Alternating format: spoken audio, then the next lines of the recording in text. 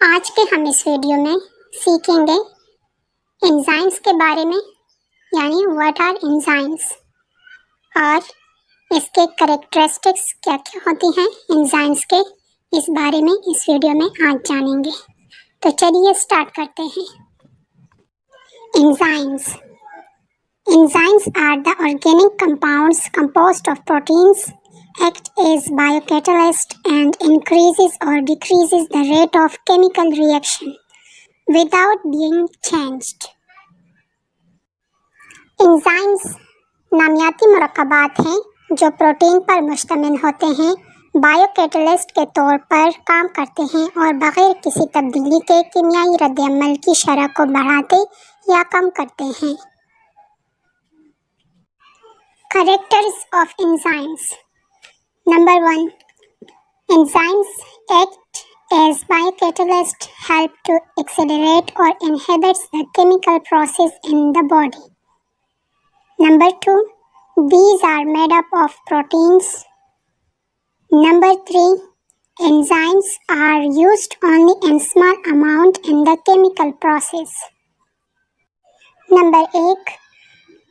Enzymes bio catalyst کے طور پر کام کرتے ہیں، جسم میں کیمیائی عمل کو تیز کرنے یا روکنے میں مدد کرتے ہیں۔ نمبر 2، یہ پروٹین سے بنتے ہیں۔ نمبر 3، کیمیائی عمل میں خامروں کا استعمال صرف تھوڑی مقدار میں ہوتا ہے۔ Number 4، in some enzymes a non-proteinous part is also present called prosthetic group. Number 5. Enzymes are used for specific chemical reactions. Each enzyme is not used for all reactions. Number 6. The activity of enzymes can be affected by pH, temperature, heat, alcohol or acid.